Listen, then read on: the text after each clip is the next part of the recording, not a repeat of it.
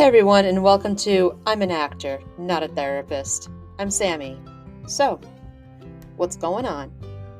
So, first, before we dive into everything here, I do want to say a huge, massive thank you to all of my friends and family that have encouraged me to do this. So, a bit of a waffle. I promise you'll get a lot of those on here. My friends and I all waffle at each other all the time. We don't know how to talk to each other if we're not waffling. It's actually something we've all kind of come to really enjoy. But about 2.5 years ago now, I stumbled upon TikTok, just like every other displaced actor on the planet, looking for something to do during the pandemic. And what I found was an incredibly amazing, open-hearted, fabulous, magical group of people that immediately took me in and immediately told me they loved me just for who I was. And besides my best friend and my parents, it had been a very long time since I'd heard that. And this magnificent group of people that I get to call my friends completely encouraged me to get back behind the microphone after a lot of years to create what I have created here for you all, that I hope that you really, really enjoy. So massive, massive shout out to everybody that told me to get my ass back behind the microphone. Here I am. I promise I'm not leaving this time. So, what exactly are we doing here? We're going to do a lot here. A couple years ago, I started in therapy, and when I did, I was very angry and I was very jaded and I was very defensive and completely living in survival mode. And the funny thing about survival mode is that you don't necessarily recognize that you're living in it until you're told that's what you're doing. Until you're told, hey, you're living in survival mode, and here's another way to think. And so between my circle and my therapist, I slowly stopped being so angry. And I started really rethinking and reshaping how I look at my life, how I view my circumstances, my past, my future. Started making solid plans for myself instead of just hoping that things would happen for me. I started making things happen. And it's been a journey. It's not over. That's the thing about healing. That's the thing about healing from trauma. That's the thing about healing from survival mode. You never really stop healing. You just get to different plateaus of healing, I've learned. Yes, you're not thinking about this instance anymore, but wait, there's more, just like a cheap infomercial. There's more. So you never stop learning. You never stop growing. You never stop healing. And that's something that I've learned. And I'm not saying that it's perfect, and I'm not saying it's pretty, and I'm not going to tell you that it's fun, because it's none of those things. There are days that I have to force myself to get out of bed. There are days that I cannot bring myself to write a single word. There are days that I don't want to film my TikToks. I don't want to get in front of a camera. I don't want to write. I don't want to sing. I don't want to be creative. You know what I want to do? I want to sit on the couch and I want to watch television. That's what I want to do. There are plenty of days that I still have that look like that I just want to get done with my 9-to-5 job, that is not a satisfying job, by the way.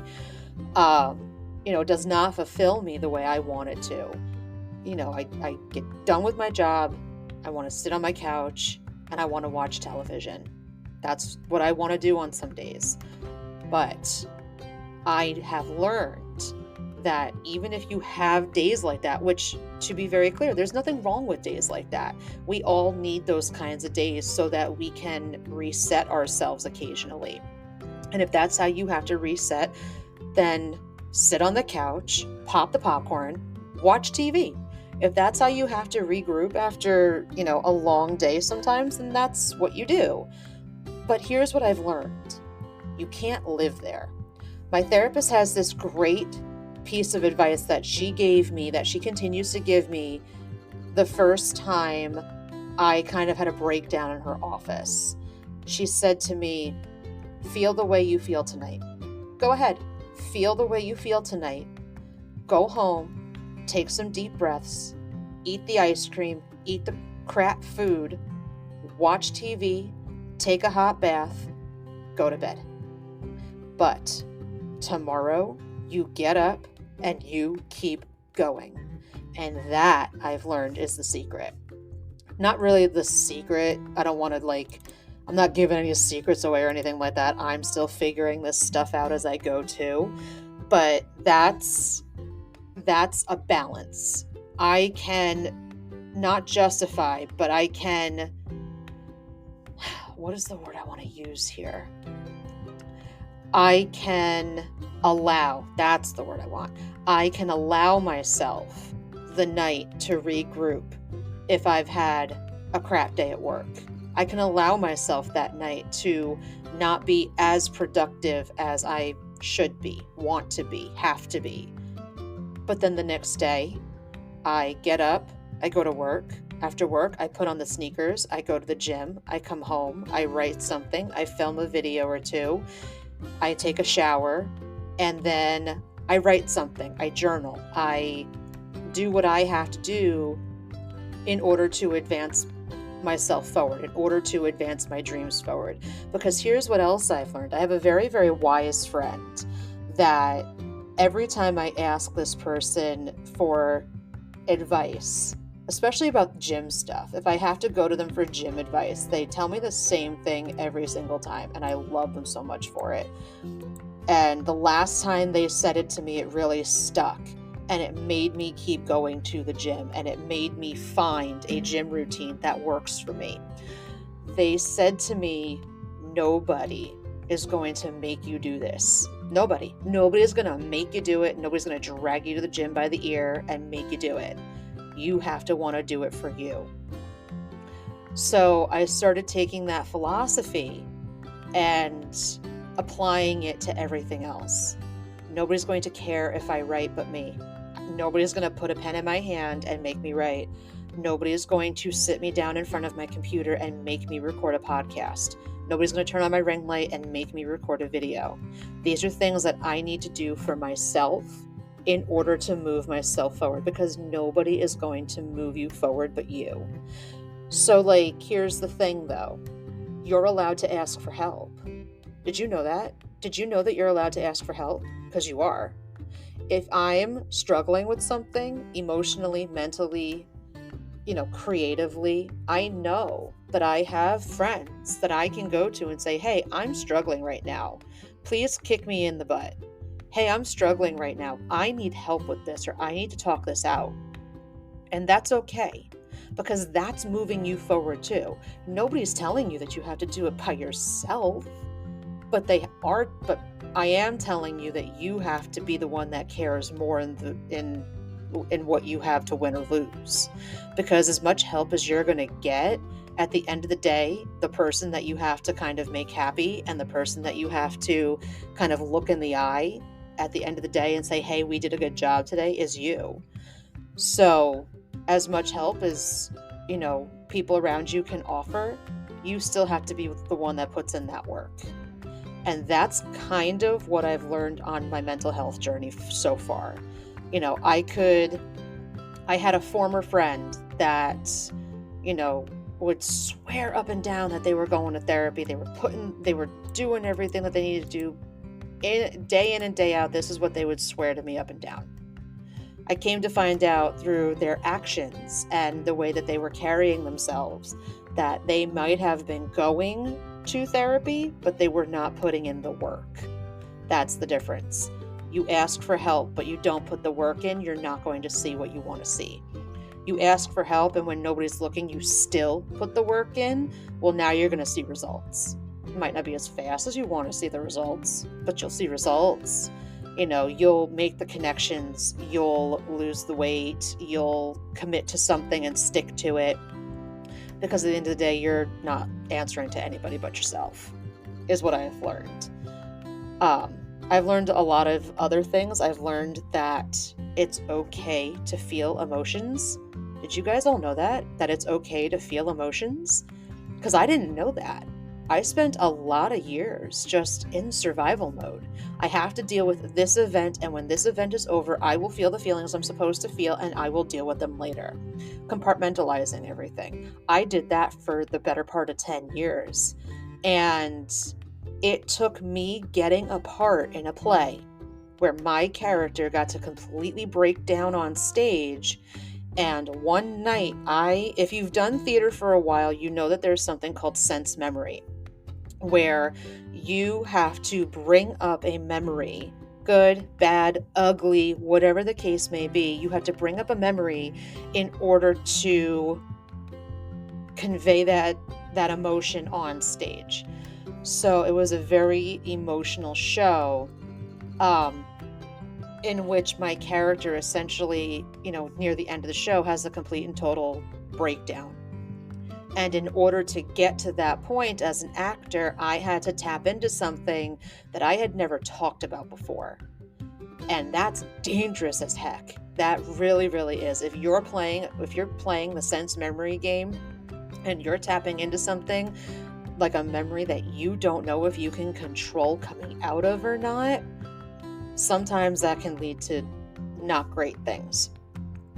For me, when I did that and I got trapped in that and, couldn't get out of it for a real long time after the show was over, the next day I made a therapy appointment because clearly I hit a button in myself that I did not know I was hitting.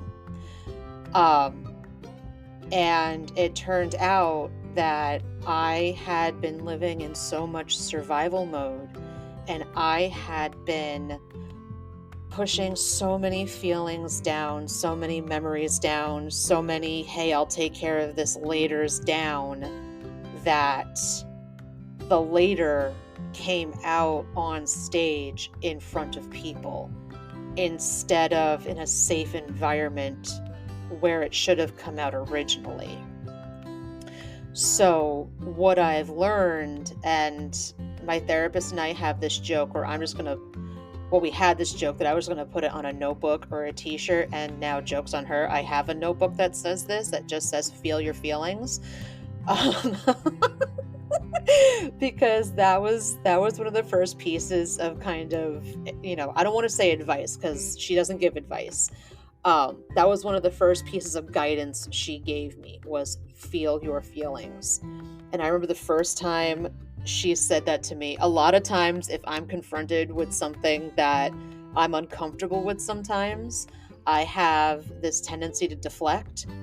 So I said to her, she said, feel your feelings. And I said to her, listen, I've spoken to my feelings, okay? They don't want to be felt, and I'm good not touching them. So we're good. She thought it was funny for a second. Then she went, no, seriously, feel your feelings. And I went, oh, you were serious about that? Well, shoot, okay. So I started feeling my feelings, and I started getting comfortable feeling my feelings. It didn't happen overnight. It took the whole first year I was in therapy, I was afraid of my own damn feelings. I really, really was. I even to this day, there are times when I will go into her office and look at her, tell her about a situation and go, I don't know how I'm supposed to feel. Tell me how I'm supposed to feel, because this is how it physically feels. What is this feeling that I'm feeling right now? Because I honestly don't know how to label it. I don't know how to sometimes articulate what it is that I'm feeling. Because of the years of living in survival mode, I've now had to teach myself almost how to feel different emotions sometimes. And I don't want this to come off like I'm some emotionless, person that, just doesn't know how to feel emotion. No, I know how to feel emotion, but the big emotions I sometimes have problems with. And she is wonderful in helping me to find those, articulate those, and work through them. The group of people that I mentioned at the beginning of the show, they are also fantastic in, helping me to identify those feelings and to talking them out. My best friend is fabulous in that she's known me for 20 years. And she sees me right before I spiral, and she has a way of being able to redirect me so that the spiral isn't as bad. She lets me talk things out with her, and I let her talk things out with me, and I let my wonderful circle talk things. It's a two-way street. If you can find a supportive group of people around you, sometimes it makes it that much easier, because then you have a complete support system around you. And here's what I've learned. The topic of today is going to be here's what I've learned, apparently, because that's what I keep repeating, but that's okay. Here's what I've learned. If you have a genuinely supportive, loving, open-armed group of people around you, it makes healing that much easier, because the people around you who genuinely love you, genuinely will, if you message them and say, hey, I have a problem, you get back, give me 5 minutes. Those kinds of people will make healing easier. They can't heal for you. They won't heal for you, but they will meet you where you are, and they will help you to figure out where you want to go, and they will be there with you through everything. And those are the people you hang on to, especially at the beginning. What else I've learned? Again, topic of today, here's what I've learned so far. Here's what else I've learned. And again, I can only speak from experience. I'm not a doctor. I am not a therapist. I am an actor. You could have some of the most long-term friendships and relationships and not realize how completely toxic they are until you've walked away from them, because you are now surrounded by a group of people that love you. Or you have a fabulous therapist that is saying, hey, if this person makes you feel like you're walking on eggshells every time you talk to them, maybe it's time to take a real good look at that friendship in general and see what's there. When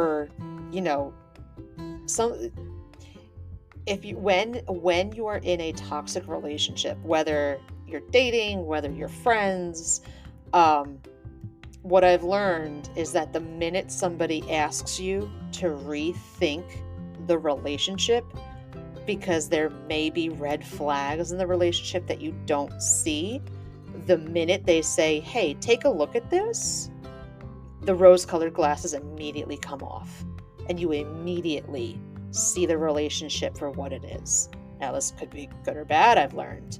I had an entire group of friends that I no longer associate with, because I reframed my thinking. And when I did, I realized that group of people was no good for me. It's amazing what you learn and what you discover about yourself, even as you're going through therapy, as you are being asked to think differently or something along those lines. It's very interesting. And that's what we're going to talk about here. And I'm going to bring on some wonderful people that help me get to where I am now.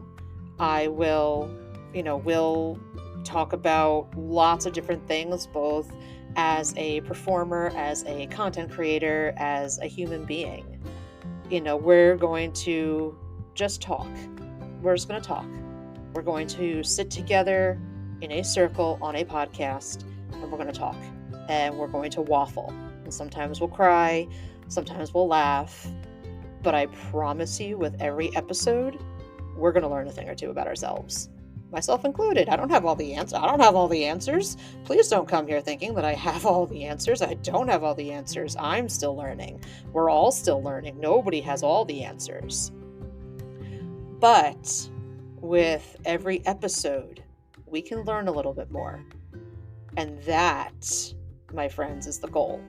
That's the goal, is to learn a little bit every single day about yourself, about the world, about your relationships with other people, and about the relationship with yourself. So, on that lovely note, I hope that you enjoyed the first episode of I'm Not an Actor, I'm a Therapist. And until next time, I hope that you have an absolutely fabulous, fabulous day. Thank you.